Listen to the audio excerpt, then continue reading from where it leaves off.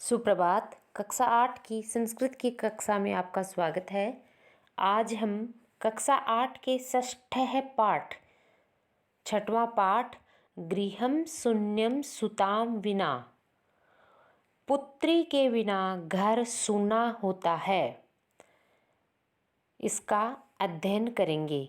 यह एक संवाद के रूप में कथा दी गई है जिसमें कन्या भ्रूण हत्या के विरोध में इस पाठ को समझाया गया है और साथ ही यह संदेश दिया गया है कि बेटी बचाओ बेटी पढ़ाओ।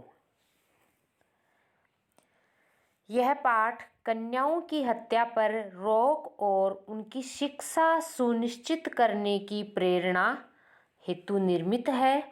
समाज में लड़के और लड़कियों के बीच भेदभाव की भावना आज भी समाज में यत्र तत्र देखी जाती है, जिसे दूर किए जाने की आवश्यकता है। संवादात्मक शैली में इस पाठ को सरल संस्कृत में प्रस्तुत किया गया है। तो आइए मैं इस पाठ का हिंदी अनुवाद आपके सामने प्रस्तुत कर रही हूँ। शालिनी ग्रीष्म अवकाश के समय अपने पिता के घर आती है। सभी प्रसन्न मन से उसका स्वागत करते हैं, परंतु उसकी भाभी उदासीन ही दिखाई देती है, उदास दिखाई देती है।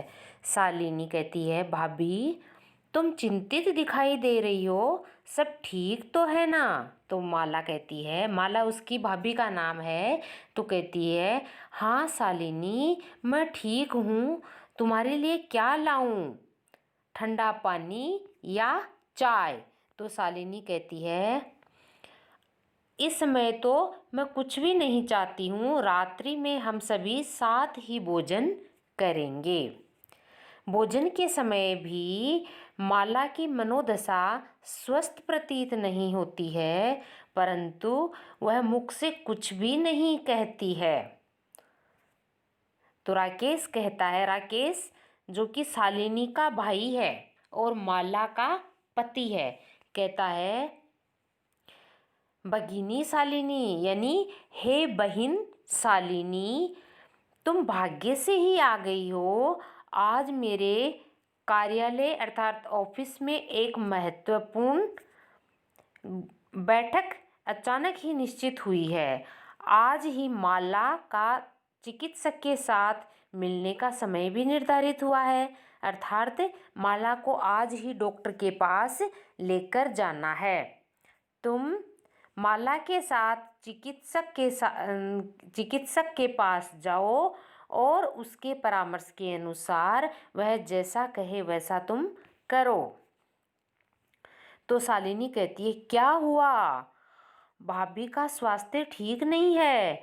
मैं तो कल से ही यह देख रही हूँ कि भाभी स्वस्थ दिखाई नहीं दे रही है।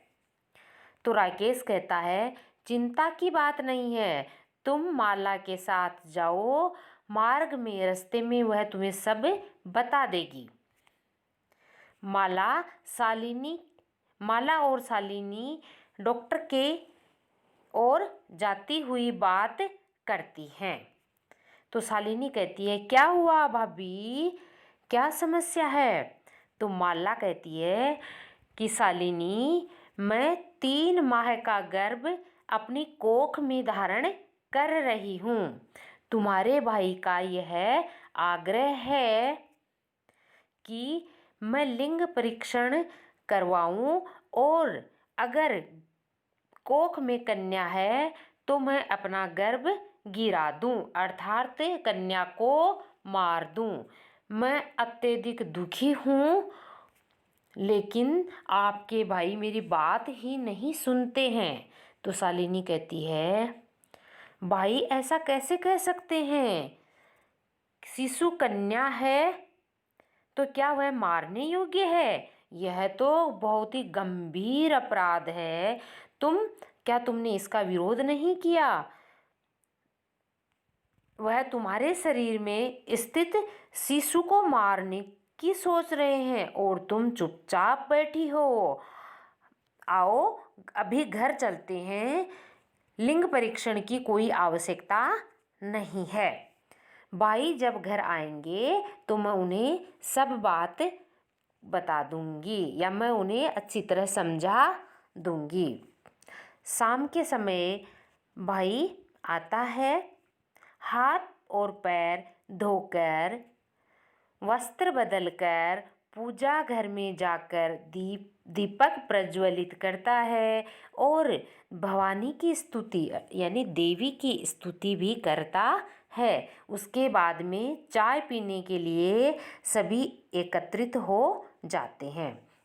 इसके बाद राकेश कहता है माले यानी अपनी पत्नी से कहता है, माला तुम चिकित्सक को दिखाने, डॉक्टर को दिखाने गई थी, क्या हुआ? माला मौन ही रहती है यानी माला कुछ भी नहीं बोलती है। तभी खेलती हुई 3 वर्ष की पुत्री अंबिका, जो राकेश की पुत्री होती है, पिता की गोद में बैठ जाती है और चॉकलेट मांगती है। राकेश अंबिका का लाड करते हैं, प्यार करते हैं और चॉकलेट देकर उसको गोद से उतार देते हैं। फिर माला की ओर प्रश्नवाचक दृष्टि डालते हैं, क्योंकि माला ने पूछे गए प्रश्न का कोई जवाब नहीं दिया था, इसलिए राकेश चाहता है कि माला कुछ बताए। शालिनी यह सब देखकर उत्तर देती है। शालिनी कहती है, भाई तुम क्या जानना चाहते हो कि उसकी कोख में पुत्र है या पुत्री? पर यह क्यों जानना चाहते हो? 6 महीने के बाद सब कुछ स्पष्ट हो जाएगा। 6 महीने के बाद में सब कुछ स्पष्ट हो जाएगा। समय से पूर्व तुम यह प्रयास क्यों कर रहे हो? ऐसा जानने का प्रयास तुम क्यों कर रहे हो? तो राकेश कहता है, बहन तुम नहीं जानती हो, तुम तो जानती ही हो कि हमारे घर में अंबिका पुत्री के रूप में है ही, यानी पहली पुत्री अंबिका है ही, इसलिए अब एक पुत्र की आवश्यकता है। तभी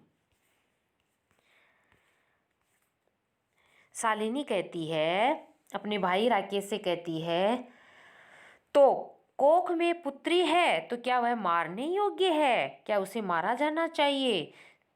तीव्र स्वर में अर्थात गुस्से के साथ तेज आवाज में कहती है कि हत्या का पाप करने के लिए तुम तो तैयार हो रहे हो, तुम तो हत्या करने के लिए तैयार हो रहे हो। तो राकेश कहता है, नहीं यह हत्या तो नहीं है। तो शालिनी कहती है, तो ये क्या है?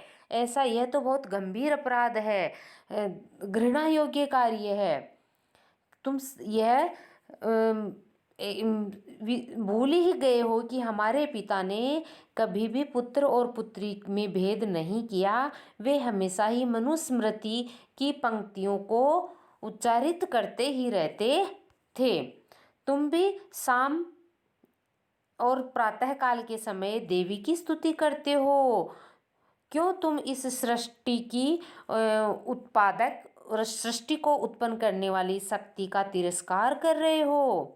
तुम्हारे मन में यह कुत्सित व्यवहार कैसे आ गया? यह सोचकर ही मैं तो बहुत अधिक कुंठित हूँ, अर्थात बहुत अधिक दुखी हूँ। तुम्हारी शिक्षा बेकार है, ऐसा शालिनी अपने भाई राकेश को कहती है। तो राकेश कहता है, बहन रुको रुको, मुझे अपने अपराध का बोध हो गया है। मैं अपने अपराध को स्वीकार करता हूँ और मैं बहुत अधिक लज्जित हूँ। मैं आज से लेकर कभी भी ऐसा कार्य स्वप्न में भी नहीं सोचूंगा, अर्थात दोबारा कभी भी इस तरह का विचार ही अपने मन में नहीं लाऊंगा। जैसी अंबिका मेरे हृदय का संपूर्ण प्रेम प्राप्त कर रही है, संपूर्ण प्रेम की अधिकारिणी है, वैसे ही आने वाला शिशु भी मेरे प्रेम का अधिकारी बनेगा, चाहे वह पुत्री हो अथवा पुत्री हो। मैं अपने द्वारा किए गए व्यवहार के प्रति पश्चाताप मग्न हूँ। और मैं यह कैसे भूल गया था कि जहाँ नारियों की पूजा होती है वहाँ देवता रमण करते हैं, अर्थात जहाँ नारियों का सम्मान होता है वहीं पर देवता निवास करते हैं, और जहाँ पर उनका सम्मान नहीं होता है वहाँ पर उस स्थान पर सभी प्रकार के किए गए कर्म विफल हो जाते हैं। तो शालिनी कहती है, इसके पश्चात वह कहता है शालिनी से कि तुमने मुझे सन्मार्ग दिखा दिया है, तुम मुझसे छोटी होकर भी मेरी गुरु हो। तो शालिनी कहती है, अब पश्चाताप बंद करो, तुम्हारे मन में अंधकार जो आया था वह अंधकार समाप्त हो गया है, और यह जो बुराई तुम्हारे मन में आई थी वह समाप्त हो गई है, यह बहुत ही प्रसन्नता का विषय है। भाभी, अब वह शालिनी अपनी भाभी से कहती है, हे भाभी आओ, सभी प्रकार की चिंताओं को छोड़ दो और आने वाले शिशु के स्वागत के लिए तैयार हो जाओ। और हे भाई, तुम भी यह प्रतिज्ञा करो कि कन्या को बचाने में और उसको पढ़ाने में तुम अपना दत्तचित्त अर्थात पूर्ण सहयोग प्रदान करोगे। पुत्रिम रक्ष पुत्रिम पाठिये, बेटी बचाओ बेटी पढ़ाओ, ऐसा सरकार की जो घोषणा है वह तुम एकदम अच्छी तरह से सार्थक बनाओगे, और हम सब मिलकर इस प्रकार का चिंतन करेंगे। इस प्रकार इस पाठ में पुत्री या बेटी के महत्व को स्पष्ट किया गया है और यह संदेश दिया गया है कि बेटी बचाओ बेटी पढ़ाओ। धन्यवाद।